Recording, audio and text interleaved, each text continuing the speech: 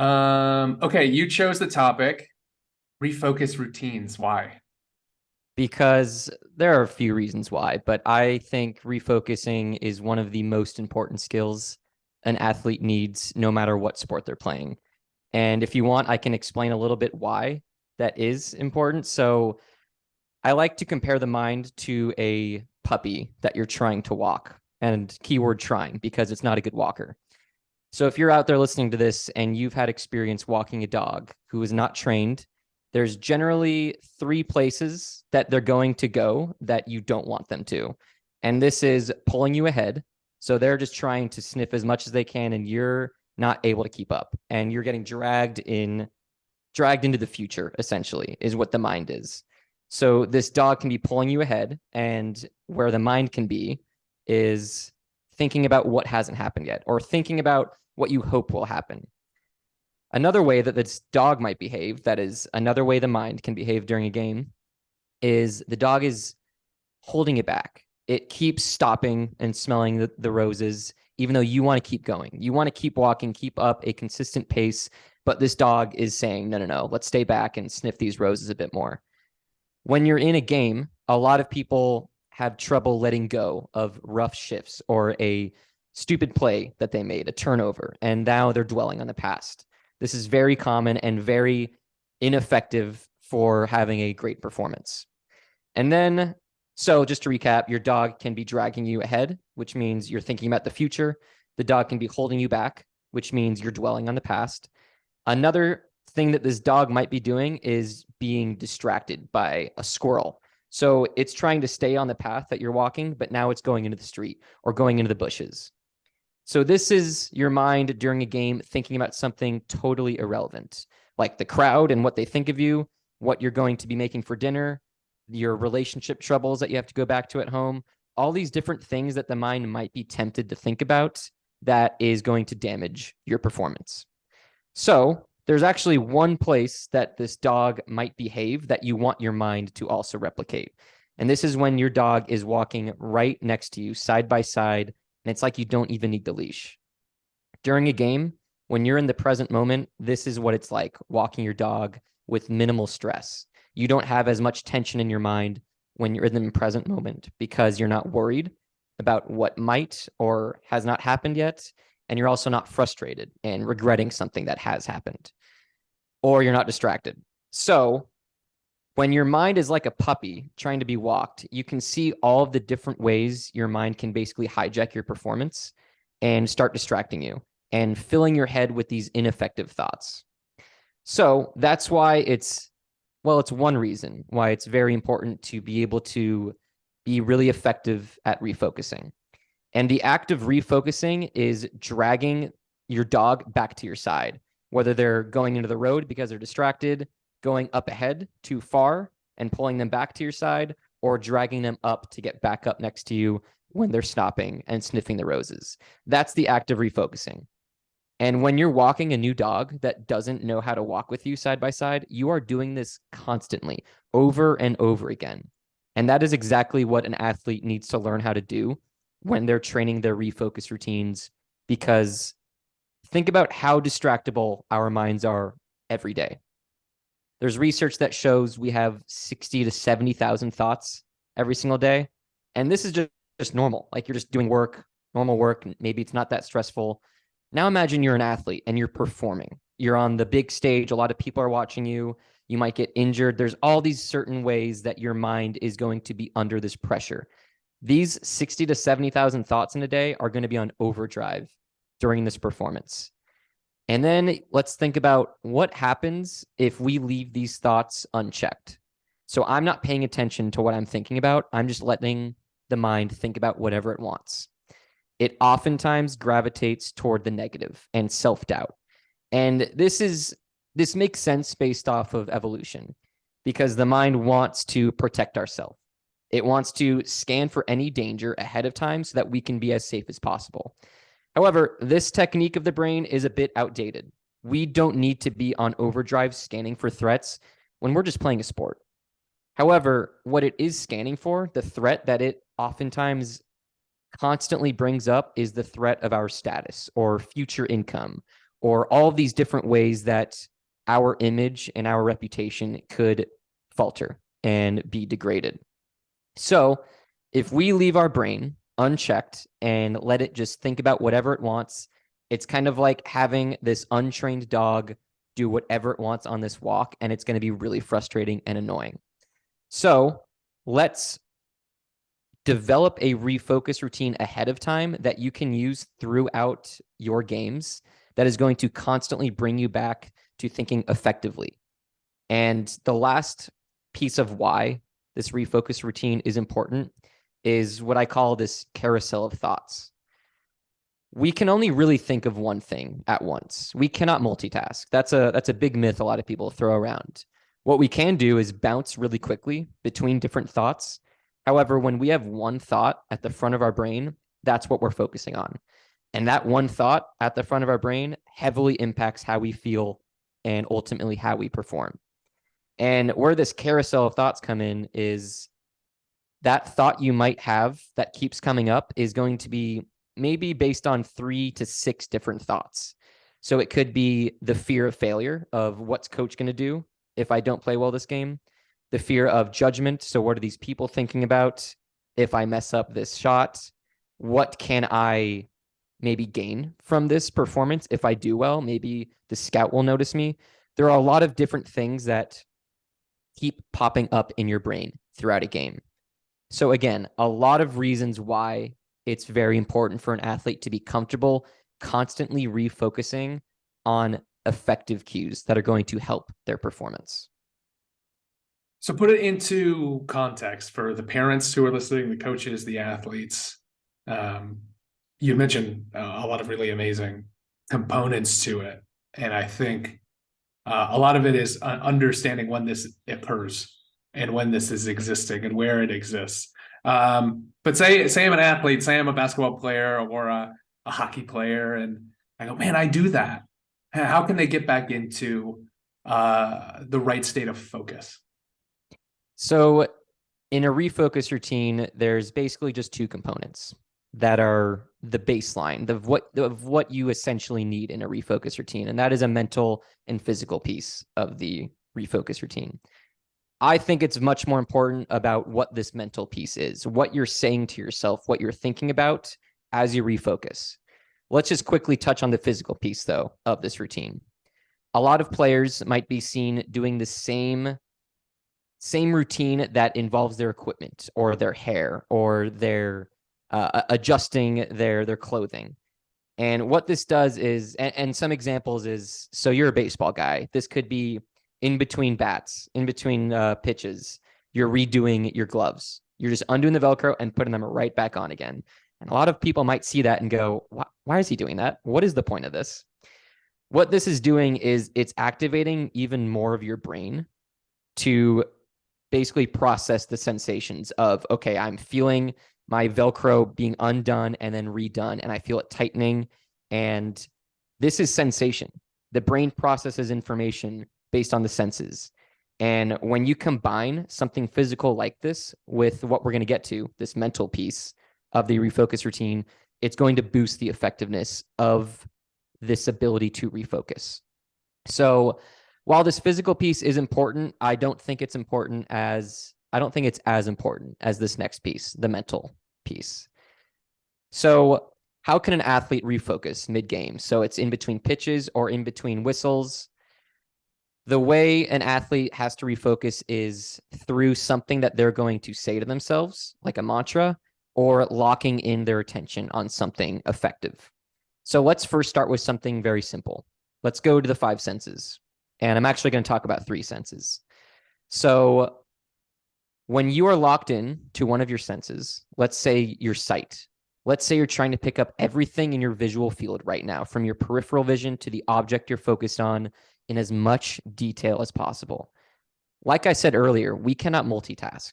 You can't be thinking about the detail that you're seeing on an object and also thinking about how scared you are of this next play and failing.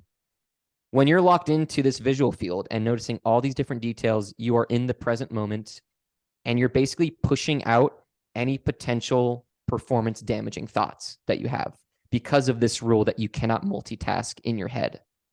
So let's say part of this refocus routine is stepping out of the batter's box, undoing your gloves, redoing them, but also scanning the field, scanning the visual field and processing every single color you see, seeing the different heights of the grass on the field, seeing the specific colors of your jersey and the opponent's jersey. Right now, while you're doing that, while I'm even thinking about what I could see during a game, I'm not thinking about failing.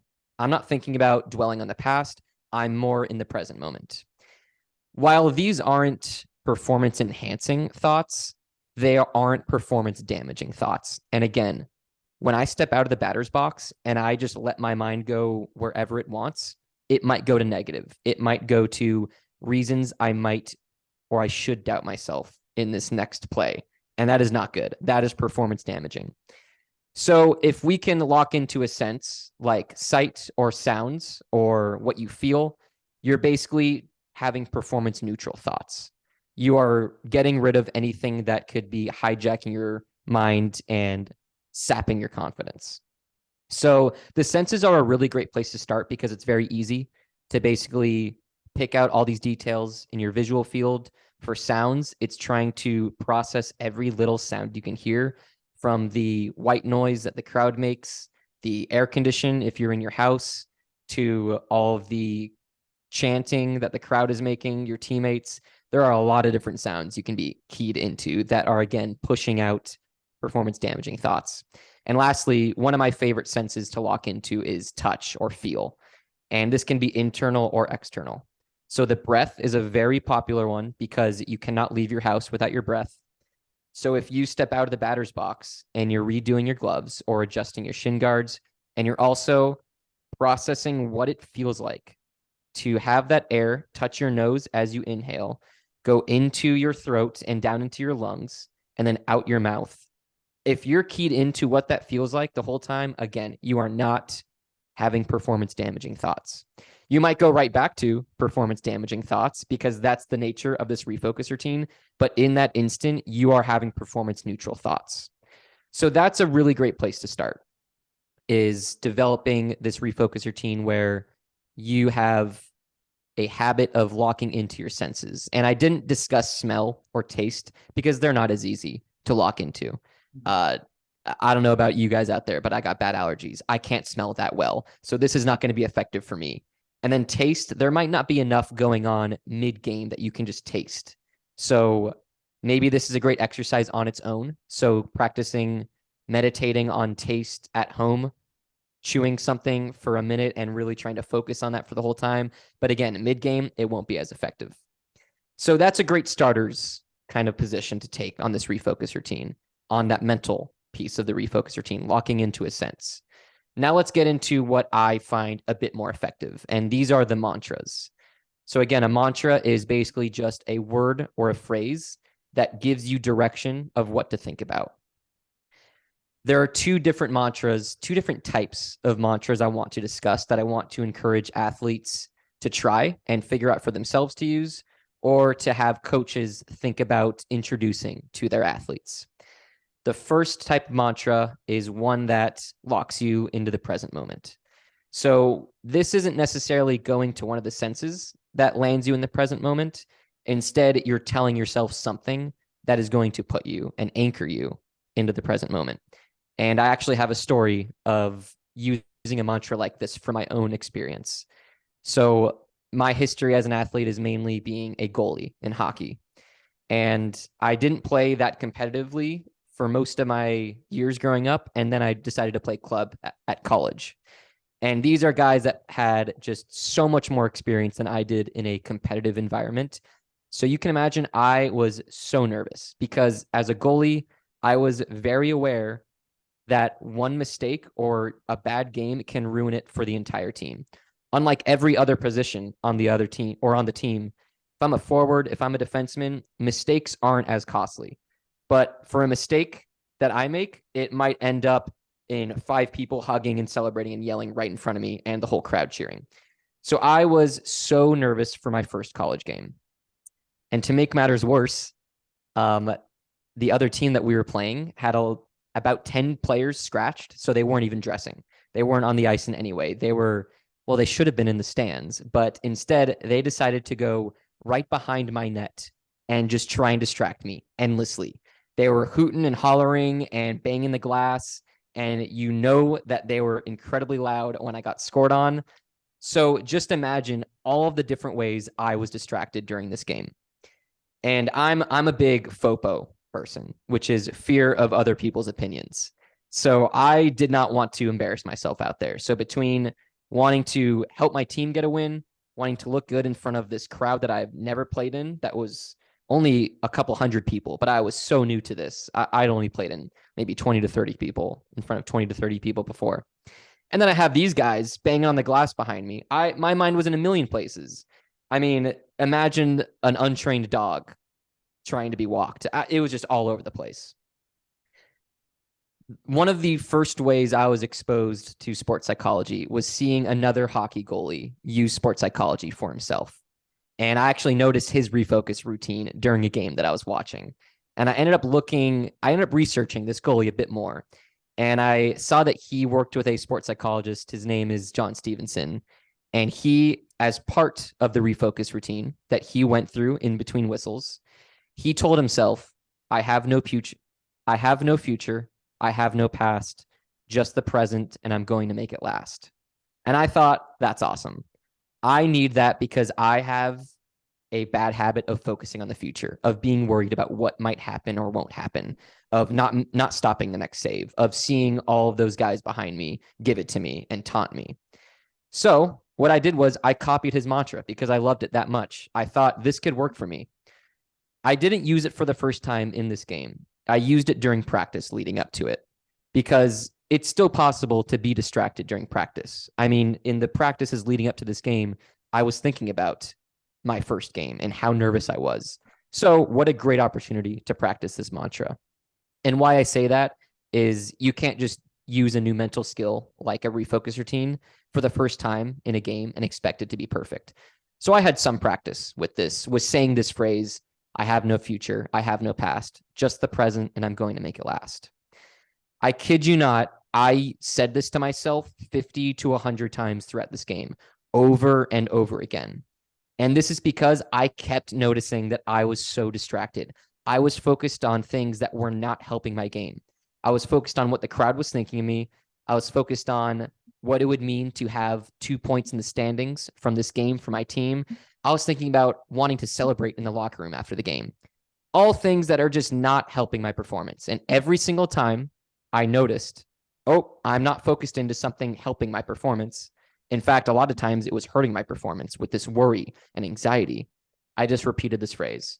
I have no future. I have no past, just the present, and I'm going to make it last. Now, what that was doing was it was reminding me, hey, get away from the past and the future. Just focus on this present moment and what can you do in the present. So 50 to 100 times repeating this is because of what I was talking about earlier, how many thoughts we can have. This refocus routine is going to be done so many times throughout a game because of how the brain behaves. So I've since moved on to a different mantra because while that worked for me in the past, I wanted a mantra that gave me a bit more confidence. So that mantra that I was talking about that anchored me in the present moment, I wouldn't say it gave me confidence, but it replaced thoughts that were sapping my confidence.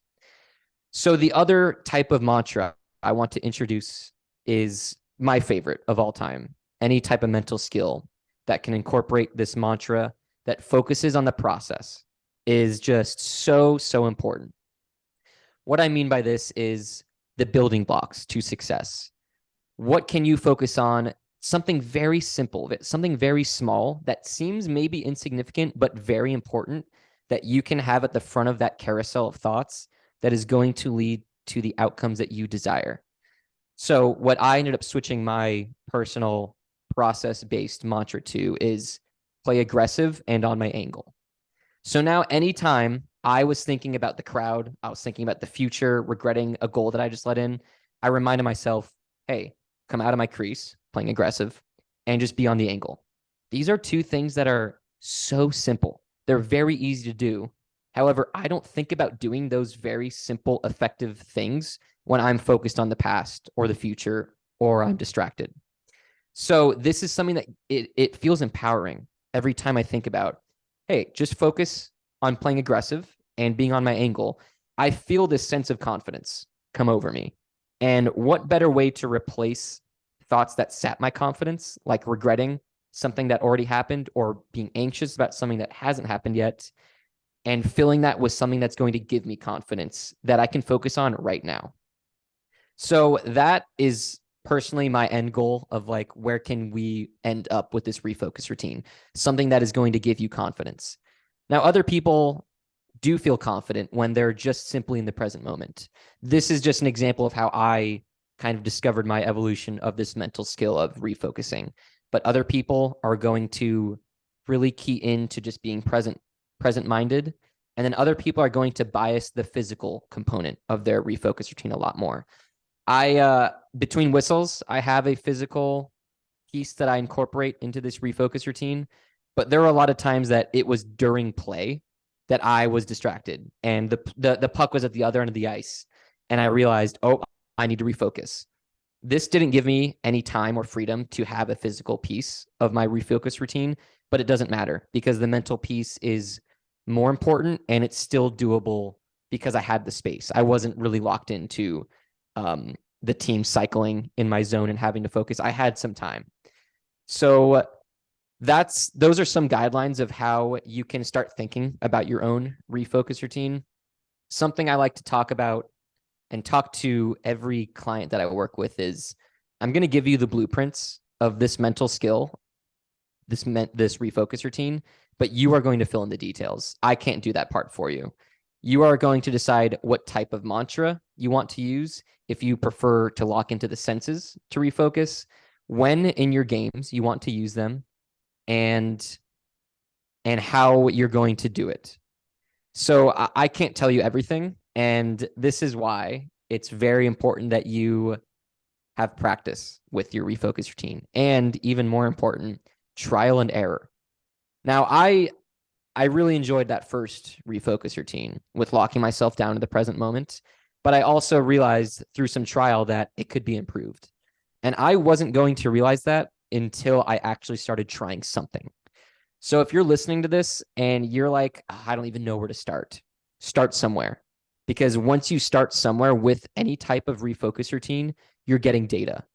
And now you're understanding what you do like about this refocus routine, how it's helping you, but where you can see improvements. So I saw that I was feeling a lot better being more present-minded.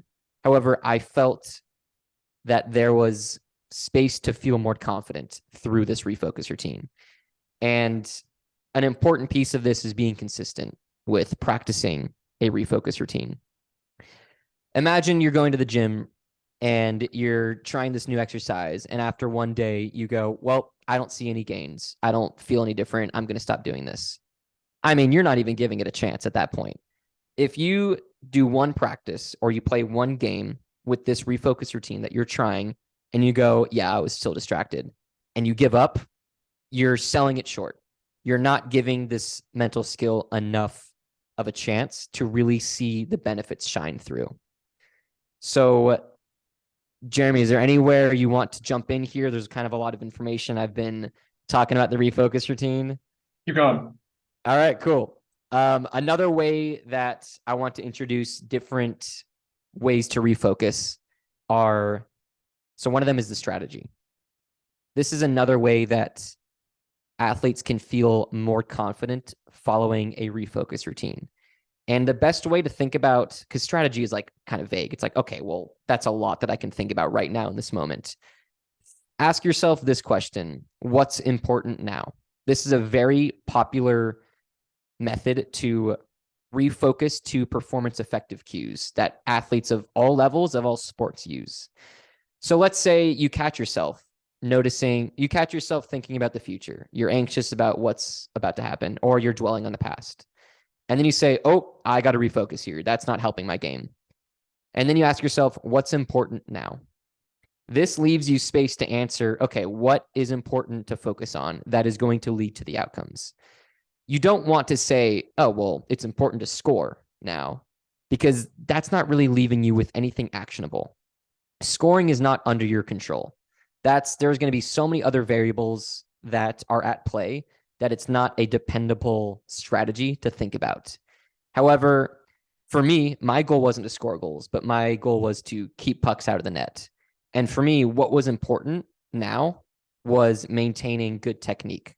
So you can think about, okay, what technique can I have at the front of my brain right now to focus on that usually leads to the outcomes that I want?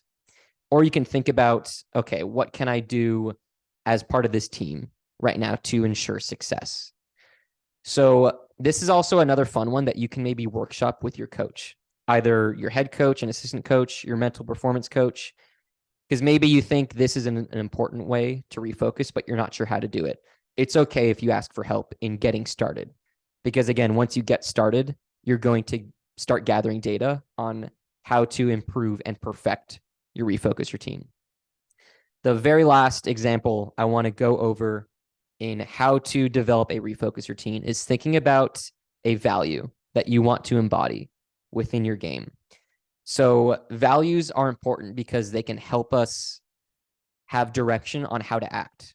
So let's go through two different values of how it might look for an athlete to refocus by using their value. So let's say this athlete is distracted because they're thinking about all the homework and work they have that night after the game, and they realize, wait a minute, that's not helping my game right now. Let me refocus. I'm going to go to one of my values. Let's say this value is leadership. They very much value being a strong leader on the team, and that's something they want to embody day in, day out. Now they have direction. Now they have something to focus on that is going to facilitate performance, both for them and for their team. So what do you think of when you think of, I want to be a strong leader? What can I do? Personally, I think of strong body language, communication, and supporting anybody who looks like they might need it, especially if they have their head down after making a bad play. Anything that you can think of as embodying this leadership value that you want to live by.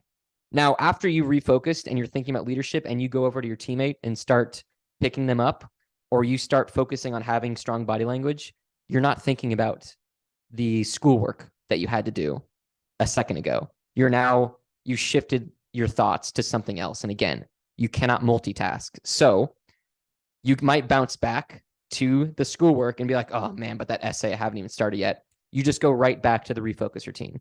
Just like I did this almost 100 times in my game, you bounce right back to thinking about a value that you can focus on as part of your refocus routine. And then another value that a lot of athletes might have and hopefully have is fun.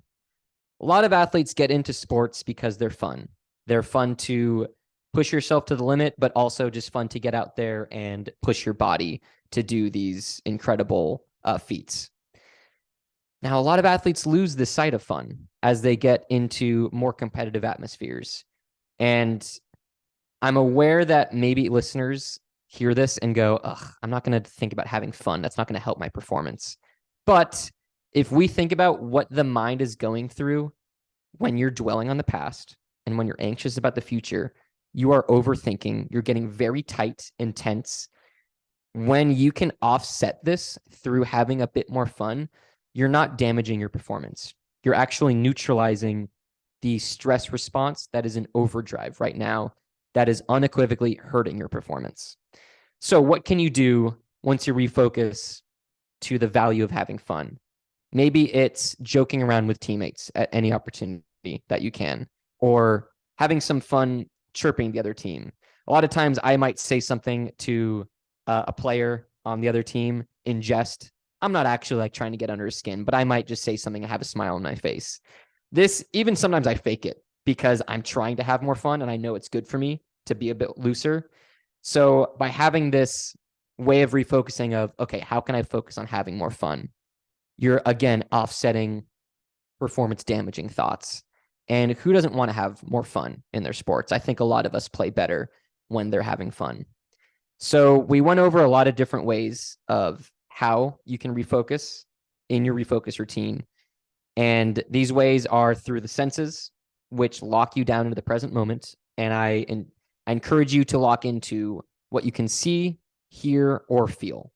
And that feel is either internal in your body or external. So feeling like the gloves on your skin or feeling the breath come in and out of your lungs. Next, after the senses, is the mantra. And these are kind of two different mantras of one that, again, anchors you to the present. So saying something that puts you in the present moment as opposed to locking into one of the senses. And then a different mantra that can focus on the process. The process is just such a big buzzword in sports these days, but I don't think enough people can dive deeper and know the layer underneath the process. Once you understand that deeper layer of what the process is, you can frame it in a refocus routine, in a mantra, in one word or short phrase that you can keep the process at the front of your brain. So you have something productive to think about. And then next is a strategy. So this is another type of mantra where you can ask yourself, how can I best strategize right now? And this is thinking win. What's important now? So if you think about what's important to facilitating success for you and your team, you're probably going to be thinking much more effectively than you were before your refocus routine. And then lastly, having some type of value that you can constantly come back to try and embody that will replace any performance damaging thoughts you were having before this refocus routine. And the last thing I want to say on the refocus routine is awareness is very important here. It's virtually impossible to be effective with a refocus routine if you are not aware of when you start thinking ineffectively. So let's compare two athletes. They both have excellent refocus routines. They have practiced it in games and practice. They're very confident with what it has to say and how it refocuses them into performance enhancing thoughts. However, one of them has really poor awareness training. The other one has trained their awareness through different mental skills. Let's say it's mid-game, and imagine all of the pressure that's on in the middle of a game, all of the distractions that you are already thinking about. Many athletes forget to think about their refocus routine right now because they're so caught up in everything that's going on. So while these two athletes have an excellent refocus routine, one athlete might take 2, even 3 minutes to realize, whoa, I am not thinking effectively right now. I was thinking about stuff about the crowd, stuff about what I have to do later. This is just not helping me. Okay, so they went 3 minutes thinking ineffectively. Now let's take an athlete who has trained their awareness very effectively. They caught themselves thinking ineffectively after 10 seconds. So just after 10 seconds, they go, oh, that's not important right now. Let's not think about that. What can I refocus to? What's important now?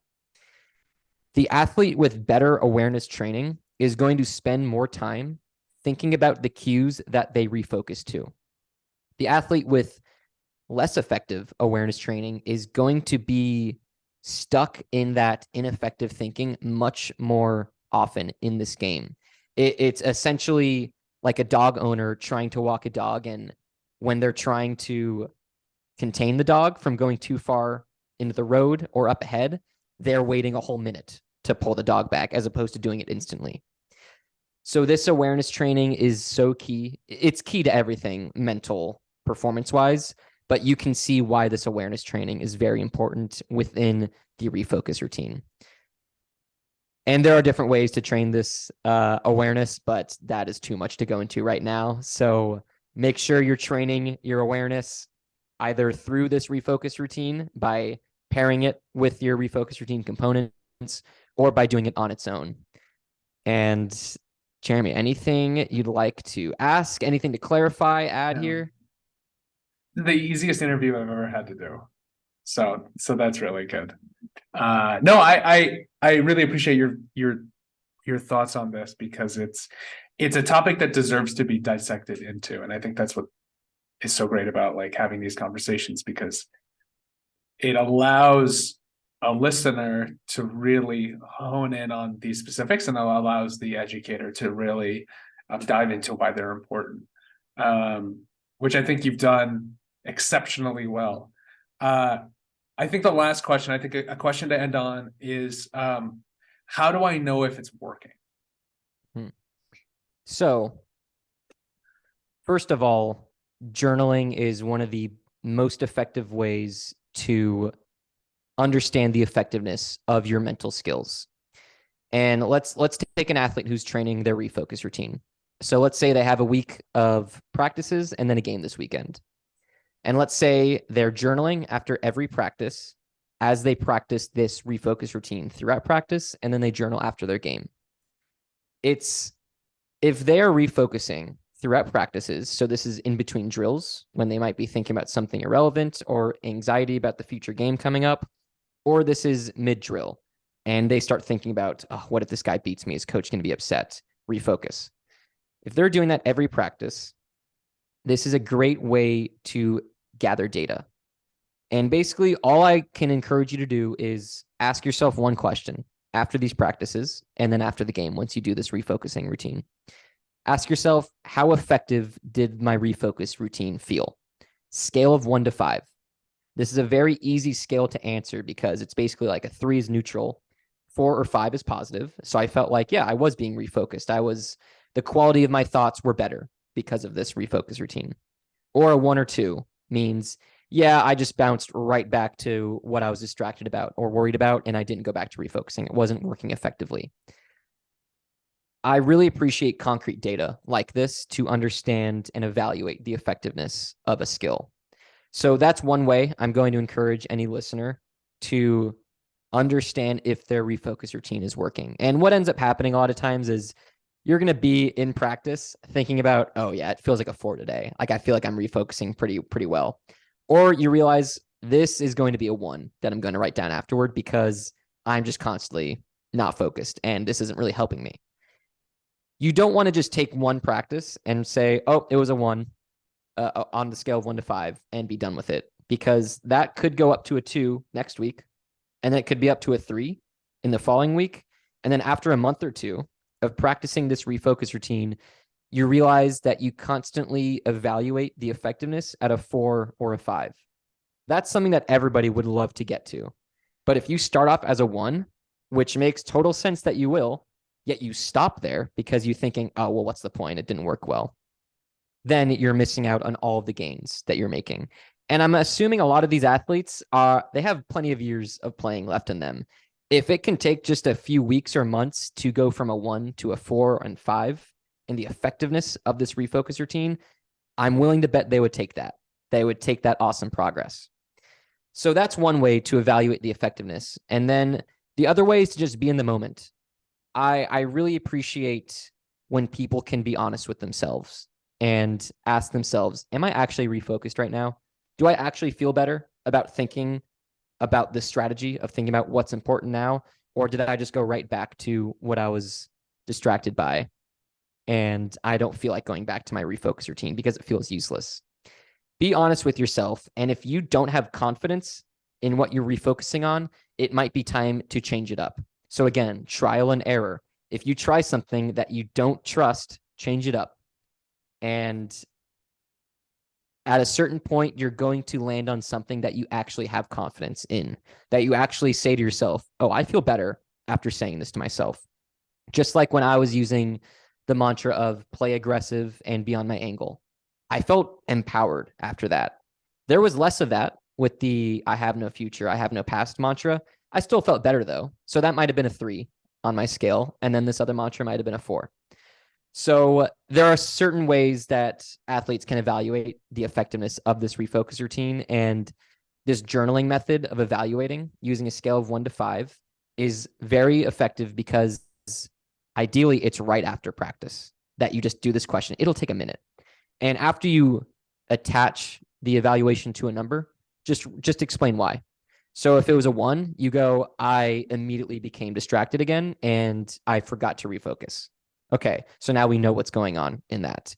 If it's a 4, maybe I would have said, I felt a lot more confident after reminding myself, focus on cutting down the angle and being aggressive. So again, give yourself data to work with.